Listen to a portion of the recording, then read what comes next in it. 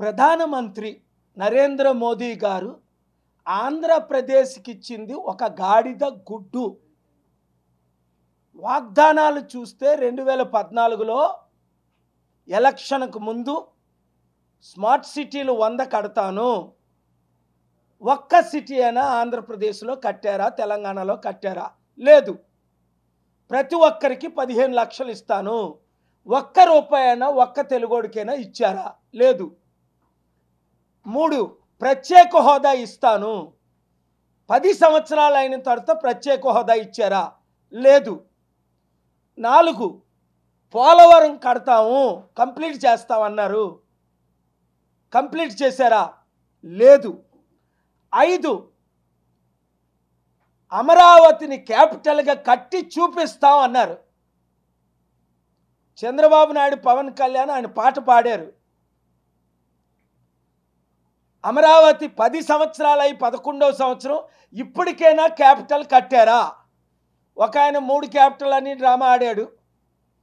Chandrababu Naidu, Modi, Pawan Kalyan Amaravati capital అని drama ఆడారు. 6 steel ప్లాంట్కి 1,00,000 కోట్లు నిధులు ఇస్తామన్నారు. ఇచ్చారా? లేదు. 7 2 కోట్ల ఉద్యోగాలు, 20 లక్షల ఉద్యోగాలు ఆంధ్రప్రదేశ్ తెలంగాణకి ఇస్తానన్నారు సంవత్సరానికి అంచనాగా. అంటే 2 కోట్లు 10 సంవత్సరాల్లో 200 ఉద్యోగాలను ఇచ్చారా? లేదు. 8 మన డబ్బు ఈ 10 సంవత్సరాల్లో 5 లక్షల కోట్లు ఆంధ్రప్రదేశ్ నుండి, 5 లక్షల కోట్లు తెలంగాణ నుండి పన్ను రూపంగా 10 లక్షల కోట్లు దోచుకొని మనకు వాళ్ళు తిరిగిచ్చిందంతా 2 లక్షల కోట్లు. మిగిలిన 8 లక్షల కోట్లు ఎక్కడికి వెళ్ళాయి? గుజరాత్ నిర్మాణానికి వెళ్ళాయి. 9 క్యాబినెట్ పొజిషన్లు, దాదాపు 10 పొజిషన్లు ఇస్తానన్నారు. ఈరోజు పనికిమాల 2 పొజిషన్లు ఇచ్చారు. పడిపోతున్న ఎయిర్లైన్స్. ఇలాగ చెప్పుకుంటూ పోవాలంటే 100 వాగ్దానాలు చేశారు బీజేపీ. 2014 మేనిఫెస్టో చూడండి. అమెరికన్ డాలరు రూపాయితో ఈక్వల్ చేస్తామన్నారు. ఆయన ప్రధానమంత్రి అయినప్పుడు $1 56 రూపాయలు. ఇప్పుడు డాలరు 86 రూపాయలు. అంటే 33% పడిపోయింది. 10 ప్రపంచ దేశాలన్నీ అమెరికా వీసాకి క్యూ కడతారన్నారు. మన ఇండియా వీసాకి ఒక్కడు రాట్లేదు సరికదా. ఉన్న కంపెనీలన్నీ ఇండోనేషియా, చైనా, ఇతర దేశాలకు వెళ్ళిపోతున్నాయి. 14 ప్రధానమంత్రులు చేసిన అప్పు సంవత్సరానికి 1,00,000 కోట్లు. నరేంద్ర మోదీ గారు చేసిన అప్పు నెలకి 1,00,000 కోట్లు. 12 ఆంధ్రప్రదేశ్ అప్పు 10 లక్షల కోట్లు దాటింది. తెలంగాణ అప్పు 10 లక్షల కోట్లు దాటింది. 2 రాష్ట్రాలు వడ్డీ కట్టలేని పరిస్థితి. 13 2014లో వచ్చినప్పుడు మట్టి ఓదత్తులు పట్టుకొని పునాదులు తవ్వారు. 2025లో వచ్చినప్పుడు పవన్ కళ్యాణ్కి చాక్లెట్ ఇచ్చి వెళ్ళిపోయారు. ఇంకెన్ని చెప్పాలి? కానీ వీళ్ళేమంటారు? ఆ లోకేష్ కుర్రోడు, అనుభవం లేని కుర్రోడు అంటాడు, మన ప్రధానమంత్రి ఒక 100 మిసైల్తో సమానం పాకిస్తాన్కి. ప్రధానమంత్రి అట 100 మిసైల్స్తో సమానం అట పాకిస్తాన్కి. పాకిస్తాను, చైనా, నేపాల్ మన దేశంతో ఆడుకుంటున్నాయి. చైనా ఏమో మొత్తం బోర్డర్ అంతా ఆక్యుపై చేసేసింది. 15 పవన్ కళ్యాణ్ మోదీని తిట్టి, మీరు నార్త్ ఇండియన్ పార్టీ, ఇది హిందీ వాళ్ళ పార్టీ అన్నోడు ఈరోజు ప్రధానమంత్రి పాదాల మీద పడితే ఉప ముఖ్యమంత్రి పదవి ఆయనకి,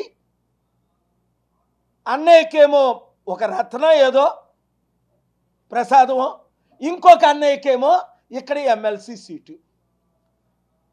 16 చంద్రబాబు నాయుడు ఏమన్నాడు? మోదీ ఒక దరిద్రుడు, భార్యనే వదిలేసినోడు, పిల్లలంటే విలువ తెలియనోడు, ఇంత ద్రోహి లేడు అని 100 సార్లు అన్నాడు 2019 ముందు. 2020 బీజేపీతో పొత్తులు పెట్టుకున్నంత వరకు ఇప్పుడేమంటాడు?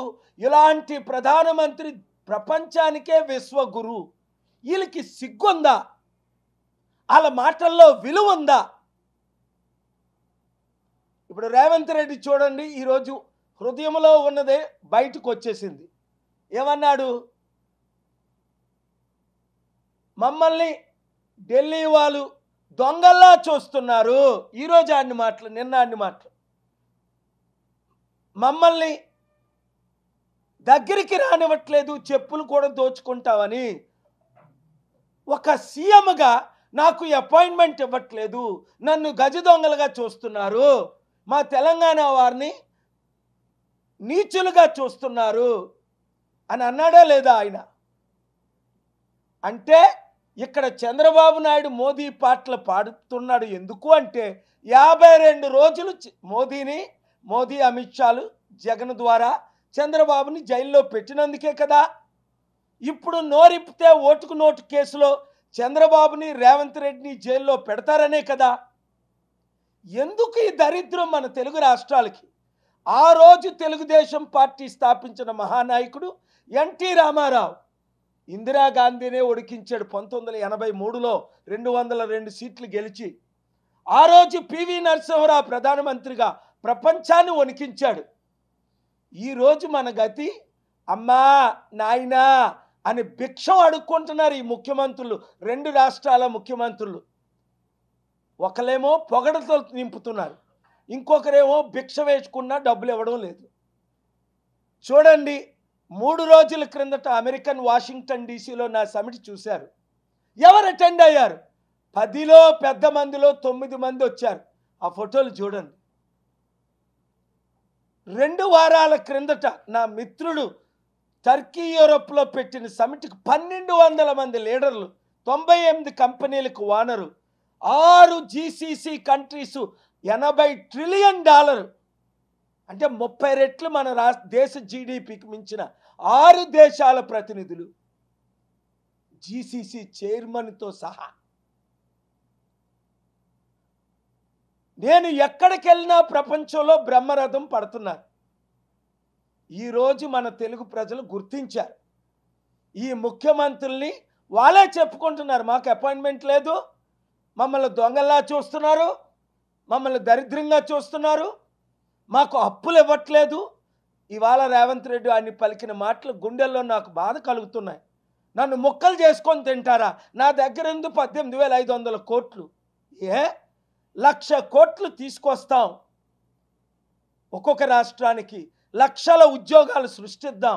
100 కంపెనీలు ఇప్పుడు వరకు తీసుకొచ్చాను, 5 లక్షల కోట్లు డొనేట్ చేశాను.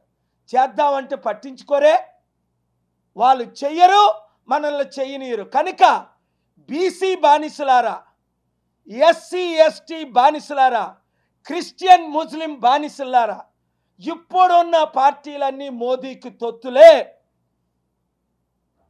మోదీ చెంచాలే. మోదీని ఢీకొనాలంటే ఒక నాయకుడు కేఏ పాల్. మోదీని ఢీకొని స్టీల్ ప్లాంట్ అమ్మకాన్ని ఆపలేదా? మోదీని ఢీకొని ప్రత్యేక హోదాకి హైకోర్టు నుంచి ఆర్డర్ తేలేదా? మోదీని ఢీకొని ప్రపంచమంతా సమిట్లు పెట్టి మన సత్తా నవంబర్ 23 లాస్ట్ ఇయర్ లాస్ ఏంజలస్లో చూపించలేదా? ఇప్పటికైనా మనోనేత్రాలు తెరవండి. 7569441275 గ్రూపులు పెట్టండి. తణుకైతే తణుకు, గుంటూరు అయితే గుంటూరు, కరీంనగర్ అయితే కరీంనగర్ గ్రూపు స్టార్ట్ చేసి 100,000 మందిని చేర్చండి. ఎందుకంటే ఇప్పుడున్న పార్టీలందరినీ, అన్ని పార్టీల్ని ప్రజలు తిరస్కరిస్తున్నారు. మార్పు రావాలి, ఆ మార్పు మనమే తేవాలన్న నిర్ణయంతో ప్రతిరోజు 1000 మంది జాయిన్ అవుతున్నారు. Thank you very much. ఈ వీడియో అందరికీ షేర్ చేయండి.